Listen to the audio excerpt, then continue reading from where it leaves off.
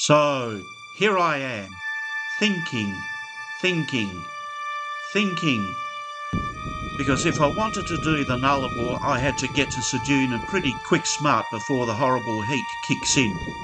But with all the headwinds and everything, it was clear that I just was not doing the distances required.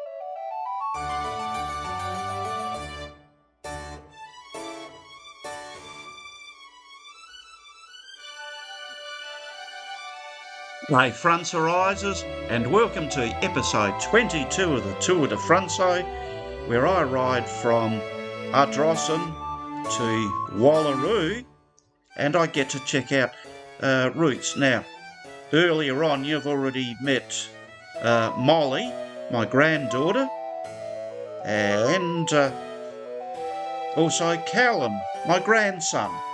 Say hello, guys. Hello. Hello. Okay, good. So, let's get into the story. Well, Ardrossan is my birthplace. And first of all, this shop that you see is my first home where I grew up for the first 6 years of my life before moving to Adelaide. And here, for instance, is the jetty where my older sister tried to teach me how to swim. Not very successfully, but she gave it a good shot. I came out very wet that day. And here are the silos where my father had his first job. And so anyway, I spent about 3 days in Ardrossan at the caravan park, not only checking out these old memories and connecting with the roots of the past, but also got some laundry done, and I began to wonder about how feasible this Nullarbor thing was. I even discovered that there was a thing called Walk the Yorke, which is also a riding trail which goes down the east coast of Yorke Peninsula, down south, across to the west coast, and you go up north again. Attractive as it was, that would take too much time, so I decided to head off to Maitland and just do the crossing of the Yorke Peninsula. That would be pretty good. So here is the route that I took. So leaving Ardrossan was a long uphill run to Maitland, where I had an adventure that you'll hear about later, and then it was across to Moonta on the west coast, and then up to Wallaroo. But first, the stump jump plough was invented and manufactured around here. The stump jump plough saved farmers years of having to clear stumps before they could use their land. So anyway, Maitland, 25 kilometres uphill and headwind. Sound familiar? So, Maitland, here is my Maitland adventure. Wikicamps told me that there was a free campsite at the bottom of the oval between the oval and the main street there, and that was right. I checked it out, and a spot at the edge of the playing field there would be a great spot to pitch my bivvy. But not just yet. I had my pub meal until about, 8:30 at night, and when I stepped out of the pub with stomach full, I thought, this is actually looking like it's going to be quite a cold night, and the wind is going to blow up the veranda, just in the wrong direction for me. But fortunately, Wikicamps also told me that the the show people ran a caravan park up at the other end of the oval, and what made it even more promising was that there was a toilet block there. There was the men's shower one end, the men's shower and toilet, and women's shower and toilet there, but in between was a fairly large room with a bookshelf and some seats there we could sit down and have a read, and I thought, beauty. It's warmer inside than out, just by a few degrees at any rate. No wind to bother me.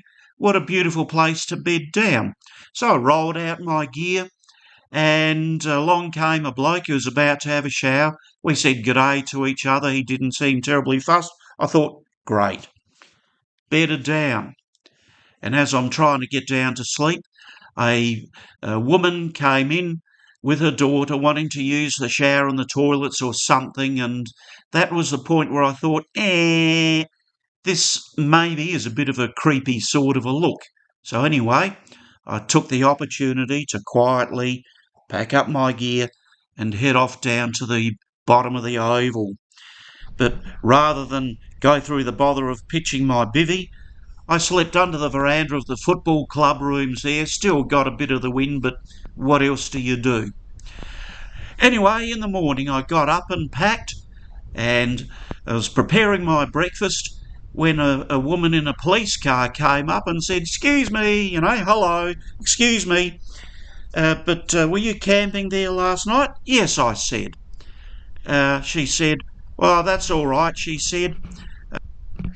She told me that she had received a complaint during the night about somebody sleeping in the toilet, and said, that's obviously not you. To which I said, well, could be. And I just explained to her my story, and she was satisfied that I was not doing any harm, but in fact I was moving on. Even said that maybe this woman could quite happily have said hello to me and had a bit of a chat, and all would have been good. But anyway, it doesn't matter. Uh, I did finish my breakfast and I moved on, and everybody was happy, I guess. And so it was on to the next leg to Moonta. Day's ride out of Maitland took me past lots of golden fields of canola, past wheat fields, which seemed to be struggling because of the continued dry, through some roadworks. The headwind continued strong, but at least overall the run was downhill now, and that was most welcome. And there was also a bit of a respite via a gravel road detour that took me out of the traffic as well. There was my first glimpse of the west coast of the Yorke Peninsula and the Spencer Gulf. Then there was Moonta on the west coast with its jetty, and yes, I had done the crossing. First, there was a lunch break at Moonta, a pause to book a ferry crossing across the Spencer Gulf, and then also to book ahead to a caravan park at Wallaroo. The last leg of the day was really pleasant because I discovered a rail trail that was reasonably flattish. There was a bike repair station about halfway long and a tailwind. So that last 20 kilometres, I managed to knock that off in about an hour or so. Beautiful running, tailwind, reasonably flat. That, dear Franz, arises when cycling is fun.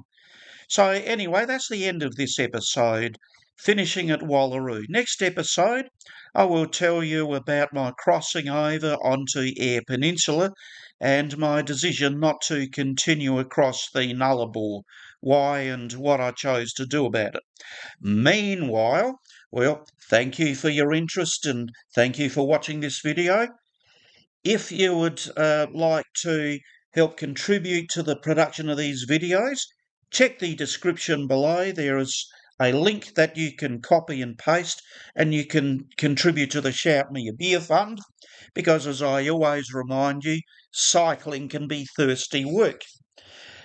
Also, don't forget to do the click, like and subscribe and all that kind of stuff. Meanwhile, I will see you in Yorke Peninsula. Okay. Bye, Franz Horizons.